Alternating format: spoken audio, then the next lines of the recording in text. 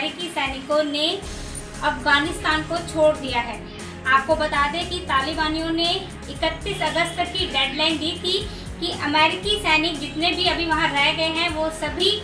तालिबान यानी कि अफगानिस्तान को छोड़कर चले जाएं। लेकिन 31 अगस्त से पहले एक दिन पहले ही यानी कि कल 30 अगस्त को ही आधी रात को बताया जा रहा है कि जितने भी अमेरिकी सैनिक वहां रह गए थे उन सभी ने काबुल एयरपोर्ट से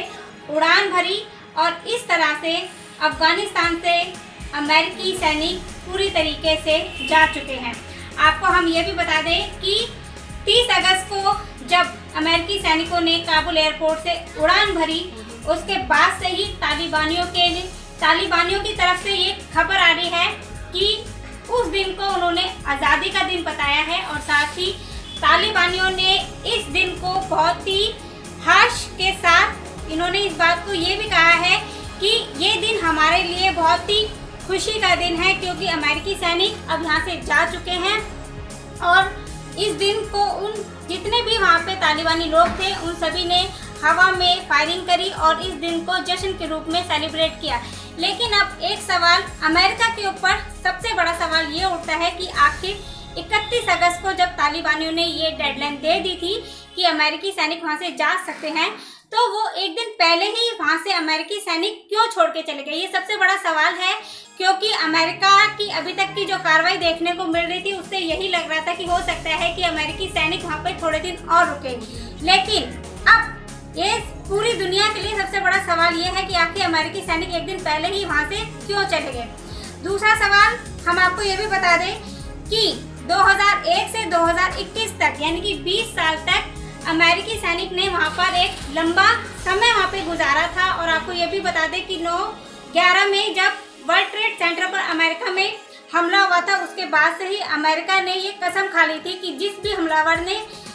इस वर्ल्ड ट्रेड सेंटर पर हमला किया है उसको मार दिया जाएगा। और आखिर में ओसामा बिन लादेन को ढूंढकर मारा गया था और उसके बाद से ही वहाँ पे अमेरिकी सैनिक वहाँ पर रहे थे और उसके बाद से अमेरिकी सैनिक और तालिबानियों के बीच में काफ़ी वहाँ पे युद्ध भी हुए थे, छोटी छोटी लड़ाइयाँ भी हुई थी। और उसमें यह भी बताया जा रहा है कि अमेरिका के वहाँ पर लाखों डॉलर भी खर्च हुए थे और इस भी लगभग 2400 अमेरिकी सैनिक भी वहाँ पर मारे गए थे। लेकिन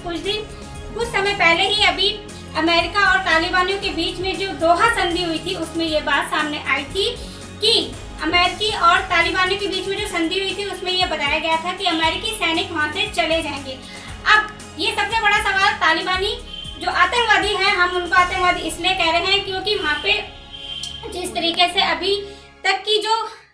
फुटेज जो सामने आ रही है उसमें यही दिखाया जा रहा है कि वहाँ पे शरिया लागू हो चुका है पूरे अफगानिस्तान में। और काबुल में जब इन तालिबानियों ने कब्जा कर लिया था उसके बाद से जिस तरीके की हरकतें सामने आ रही थी, बूढ़े बूढ़े लोगों को मारा जा रहा था, काबुल एयरपोर्ट के बाहर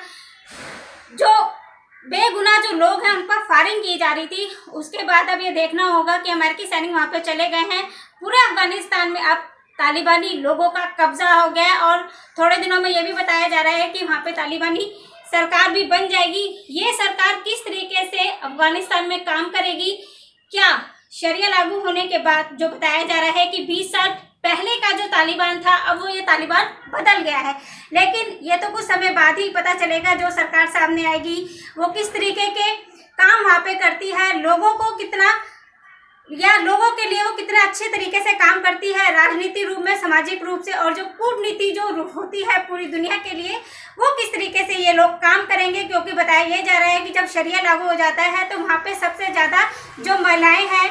जो बूढ़े लोग हैं, जो बच्चे हैं वो प्रताड़ित होते हैं। लेकिन अभी हम कुछ नहीं कह सकते क्योंकि ये तो आने वाले समय में ही देखा जाएगा कि जो तालिबानी लोग हैं उनकी सरकार किस तरीके से अफगानिस्तान में अपनी सरकार आने के बाद क्या काम करती है। आप बने रहिए कंट्री साइड न्यूज़ के साथ और देखते रहिए देश